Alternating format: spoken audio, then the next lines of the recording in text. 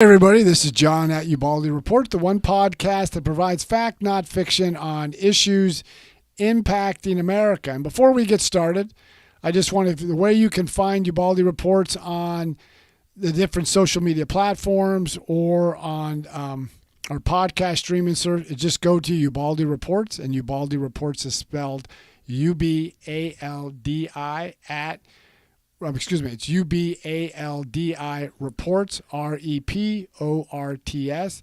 And just to give a little bit of background of ourselves, my other co-host is Joe Bitts. He is a retired combat Marine who served in Iraq, who was wounded in Iraq. I got Ray Krause, who has his own business, who is into starting up a firearms range, weapons repair type business. For myself, I have a master's degree in national security studies with an emphasis in Middle Eastern studies, and I also have a degree in government, and I'm a published author in many military journals as it relates to military and national security issues. Now, before we move into this, we're going to be talking about the debt ceiling and how it's going to impact the economy and how it's going to impact America. And to set the stage for this, how we got to this, what the debt ceiling is, it's basically the nation's credit card. It's already debt that's been accumulated and things that's been allocated. And it's basically, I guess in a roundabout way, it's a way to, if you have a credit card and you max out on your credit card, what the government wants to do is to raise the debt limit so they can spend more money. The Republicans want to raise the debt ceiling, but they also want spending cuts. And in April, Kevin McCarthy, the House Speaker, the Republican leader, and I don't think the Democrats or President Biden was expecting this, but he passed an increase in the debt ceiling. He also, and in that, he wants spending cuts. He wants spending to go back to 2022 level. He wants to pull back money from COVID, the unspent money. He also wants to add a work requirement for those who are getting federal assistance, and also to cap spending to about 1% over the next 10 years.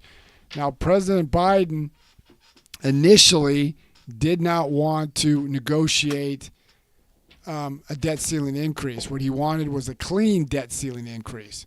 And Chuck Schumer, the Senate Majority Leader, said, we will not pass what Kevin McCarthy pushed over. That is a dead on arrival. We want a clean debt ceiling. Now, they held this line for 97 days where the president refused to meet with the Republicans. Now it seems like they're starting to meet and they're starting to have some give, but still President Biden's adamant that we only reduce spending to 2023 levels. And the way to help pay our debt is to increase taxes.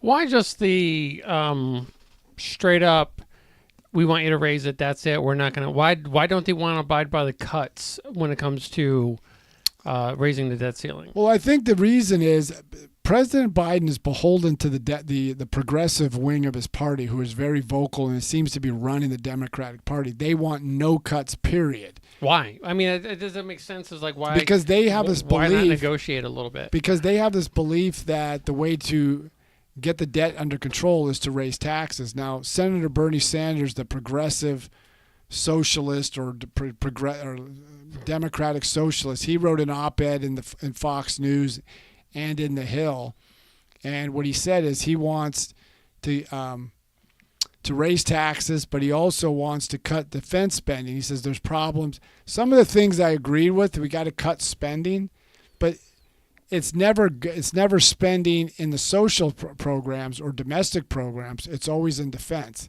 He rails against defense spending that we spend more than the next 10 countries combined, but he doesn't understand we have worldwide commitments, and the reason why that has been successful, it keeps that liberal economies going. We keep free trade and do things like that. Now, I do agree that this is where I would disagree with Republicans. They need to not cut spending of the Defense Department. They need to realign and reform how the Pentagon spends. But Bernie Sanders doesn't want to. He just wants to spend. He thinks the way to do it is tax the wealthy. He believes that the wealthy are getting away from it, and it's not an accurate statement. It's just not accurate. What's the difference between a shutdown and then this? Because I think we had a government shutdown under the Trump era. I think we usually That was have more one of a every presidency. We usually have at least one or two shutdowns. Correct. What is a shutdown versus this? You can do two things. They've had a full shutdown where the government couldn't pay its bills. That means they just gave you IOUs and they waited till they got a budget. Is this something we're talking about? No, this is almost going to be a partial shutdown. They will still be able to pay. The Treasury, the Department of Treasury, Janet Yellen will have to re-alter who gets paid first. They won't pay certain things. Veterans and those on Social Security and Medicare will still be getting their check. All right, score. But it's not. Big. But it's not going to be good for the economy when the economy grew only 1%, 1.1% in the first quarter of this year. So I should take all my money out of the stock market. Why did President Biden, and his people, his administration, why did they deny the fact that he's like, well, the Republicans haven't come to the table when they certainly have? Why is that? I think what he was hoping for, like President Biden, when he first pushed his budget in for the fiscal year 2024, he was supposed to turn it in by law in February. He didn't release it until March. So he said to the Republicans, well, why don't you come up? So the Republicans had to have some time to come up with a budget based off what President Biden came up with. So they did in April. And most economists said it's very sensible considering we're $31 trillion in debt and the annual budget for the government for fiscal 2023 is about 3.6 to 4 trillion dollars. So some of the cuts that Kevin McCarthy is advocating are not earth-shattering cuts. It's just they're reasonable, and he was able to get a debt increase passed. Now I think President Biden and the Democrats, they could have passed this last year, raise the debt ceiling, but they didn't, because I think they thought they were going to keep the House and Senate, but they didn't. Hold on, let me get in here real quick. Is he doing this by design? I mean, supposedly he's been doing some dealings with China. The yen would kind of come in. Was it not the yen? The yuan, I think it's pronounced. Whatever the Chinese currency is, would come into play if the dollar loses its value. So maybe Biden's just not agreeing with them, just so it would collapse, and then lo and behold, Biden has billions of yen. Now he's a billionaire. Well, I think what he was hoping for is he could keep blaming the Republicans. That seems to be his MO, and I think the media keeps blaming him. But this time, I don't think he could do that because the Republicans passed. Right now, the only plan on the table is what the Republicans passed out of the House back in April. Go. All right, DC Audio and Lighting said, you do know that we owe that money to ourselves, right? Are we going to default on ourselves? No, he's correct. He's correct. We have a $31 trillion debt. We have to get that debt under control. Now, the thing that I've always said is we need to, it's not cut spending, we need to reform spending.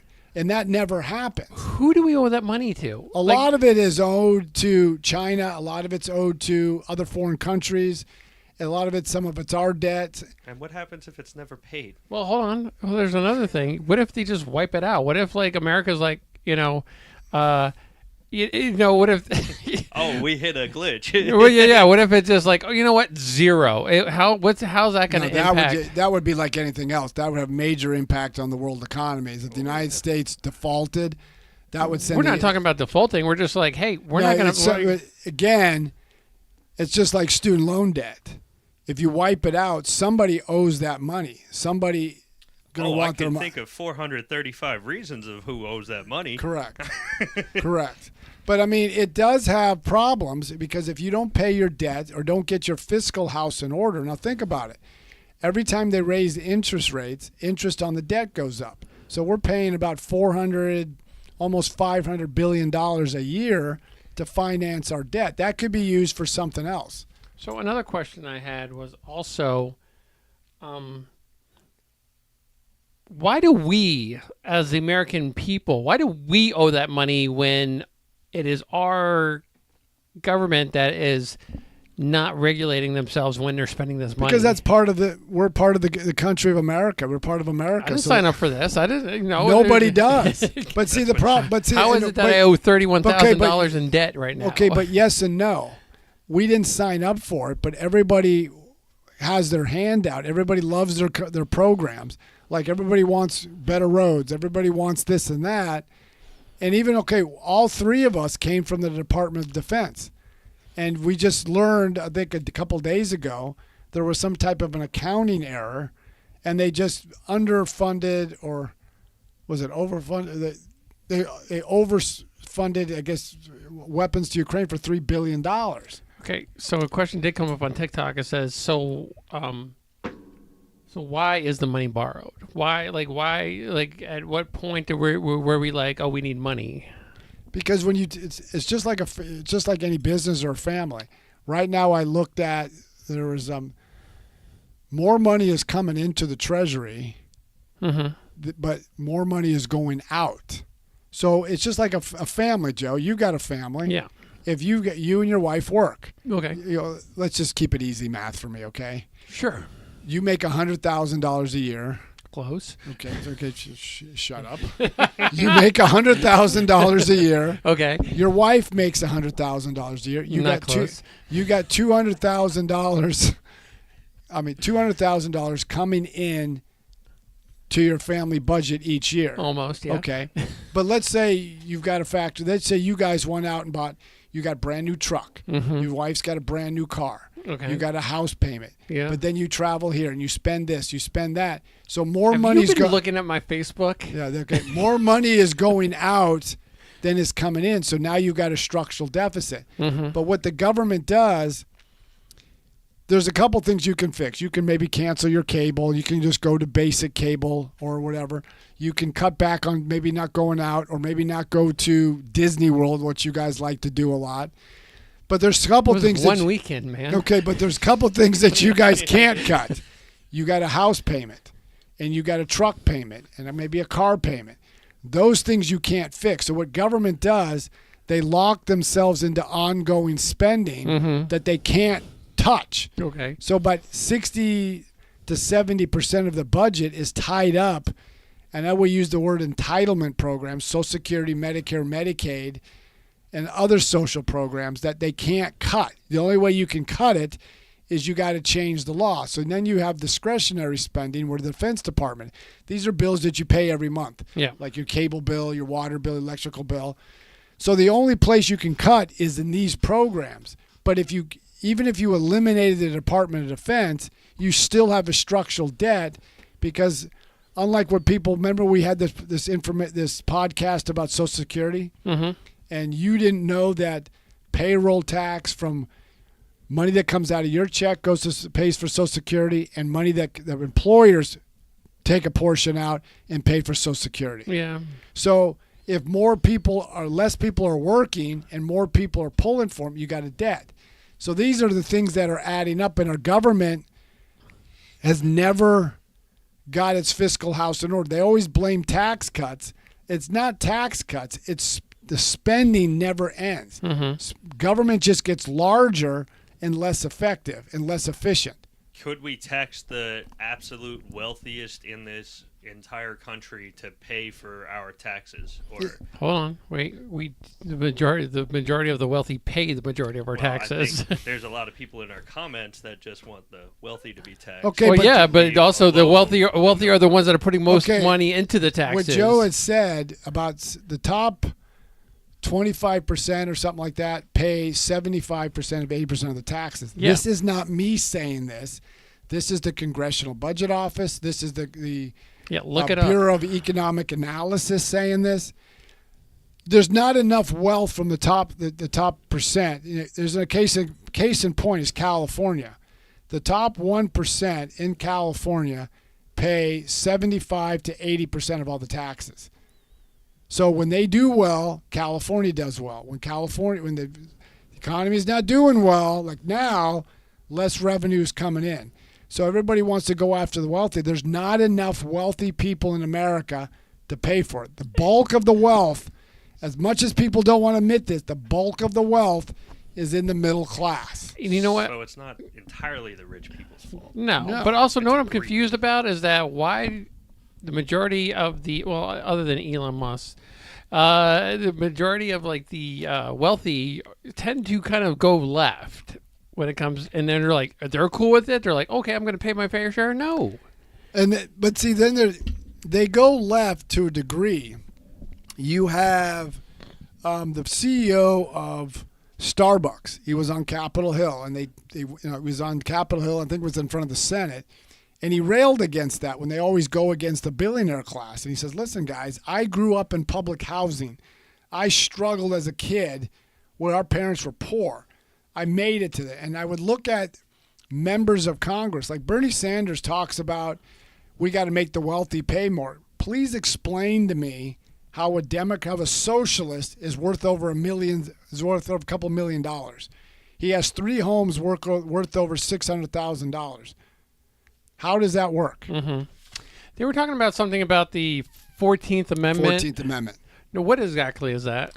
The 14th Amendment came out 3 years after the end of the Civil War in 1868. What that is to give freedom and give citizenship to freed African American slaves. But in the fourth section of the 14th Amendment, it states, let me put my glasses on. It states the validity of the public debt of the United States authorized by law, including debts incurred for payment of pensions and bounties for services in suppressing insurrection or rebellion, shall not be questioned.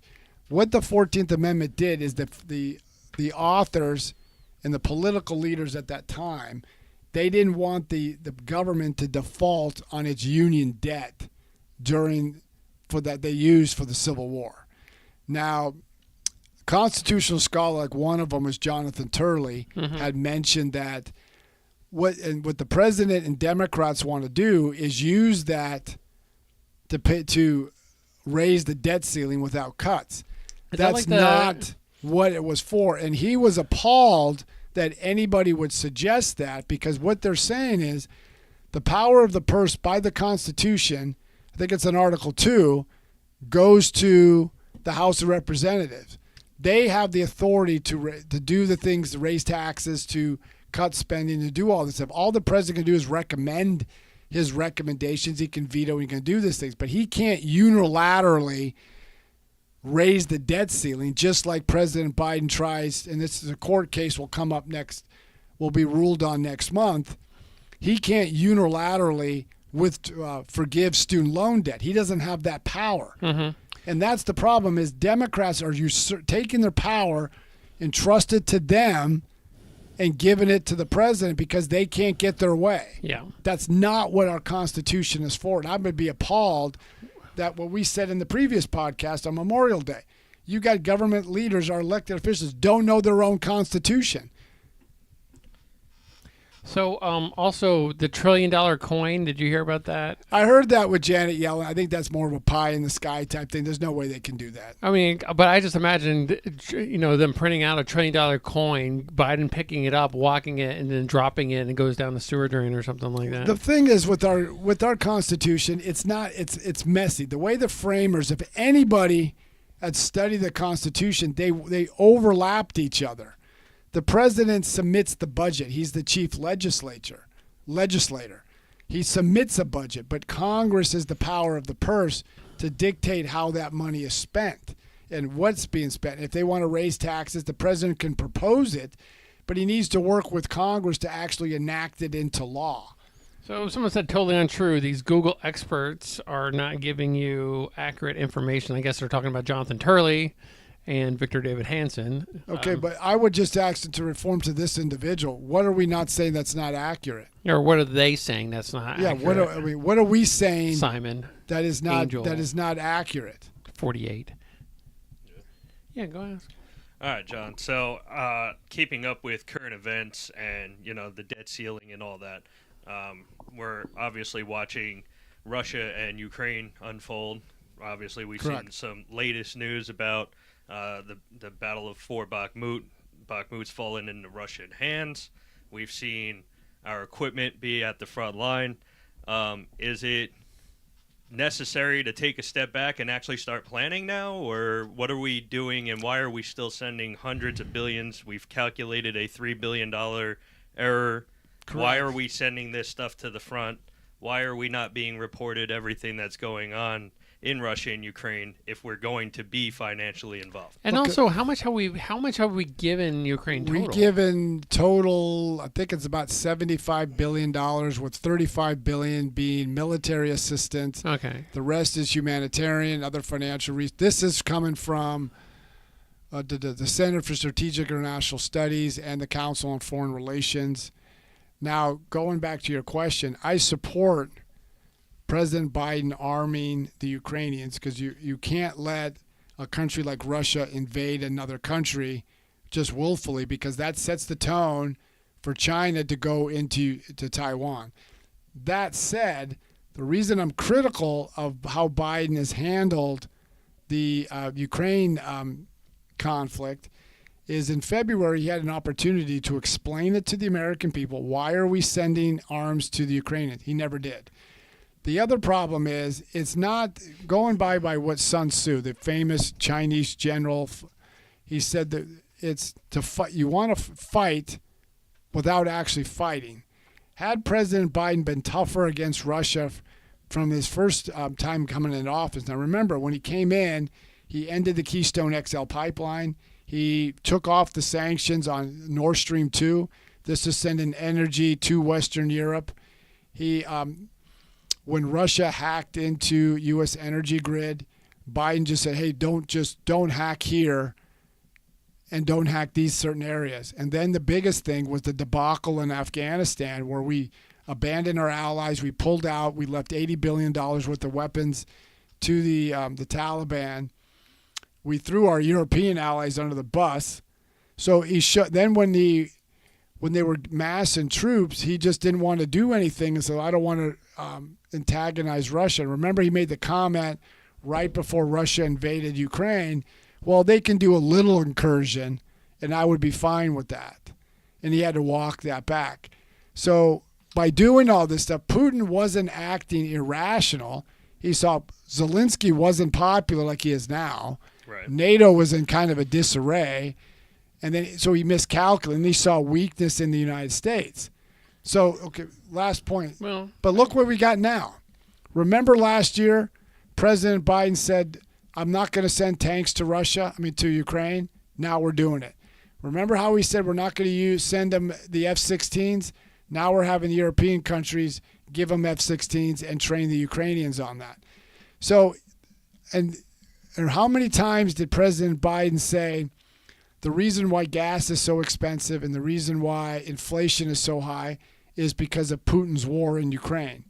So if that's the case, what are you doing to try to end the conflict? so if this is maybe his mindset, or how I think he's going to be doing it, is say, let Ukraine fight it out, let them waste all their efforts in trying to defeat Russia, greatly weakening their side, so that America can just kind of come in and be like, gotcha.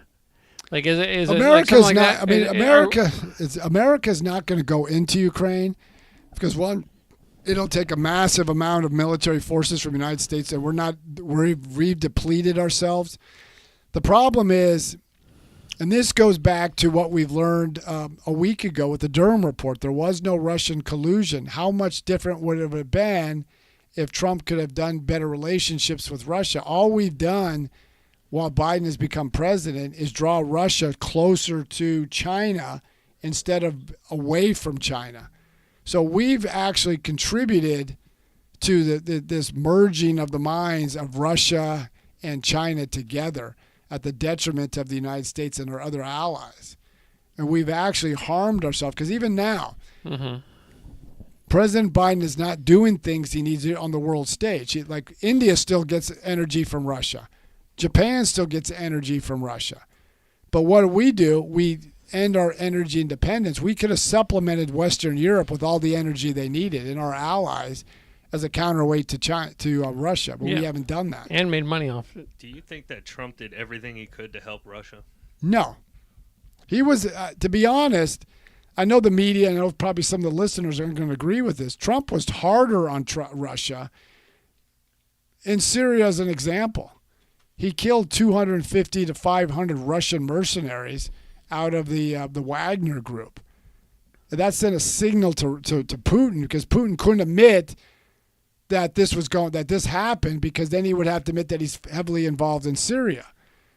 And the one thing Trump is, with everybody, whatever he say about the guy was unpredictable. China didn't do anything, nor Russia did anything. And you got to remember, Russia went into to Georgia under George W. Bush, and Russia went into the Crimea under President Obama. But Russia didn't move under Donald Trump for 4 years. Booster Gold 2040 or 2442. Look up, what was it, Red February? Is that what they called it? Or February 2017, something like that?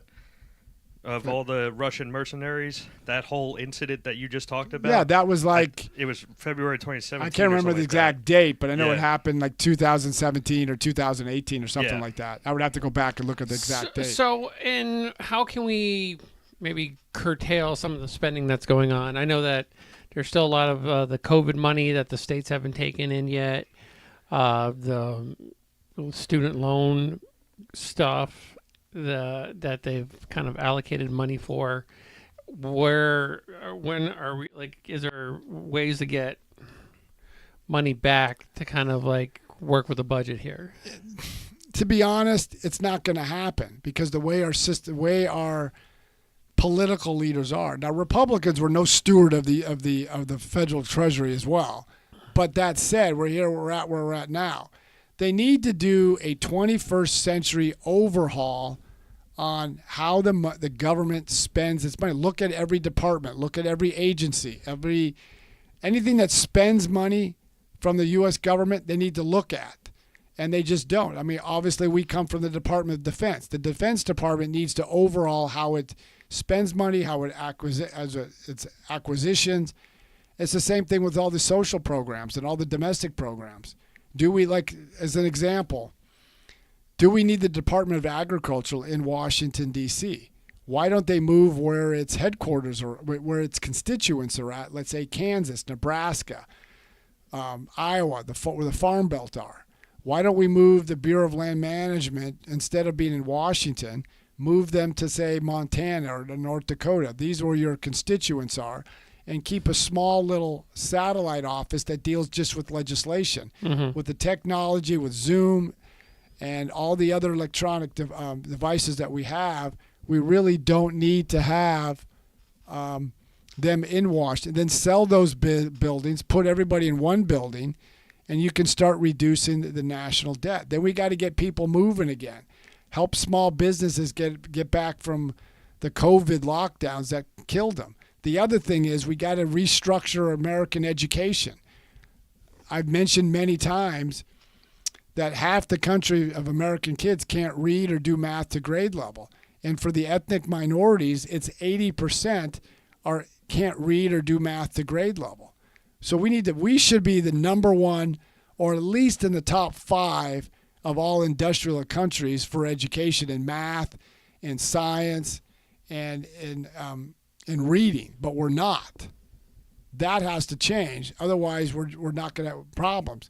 Or we're going to have problems. The military has a hard time recruiting, because one of the big elements is these kids who are prime recruiting age are ineligible for the military because they can't pass the ASVAB test. You mean the drag queens aren't working? Oh, yeah, there you go.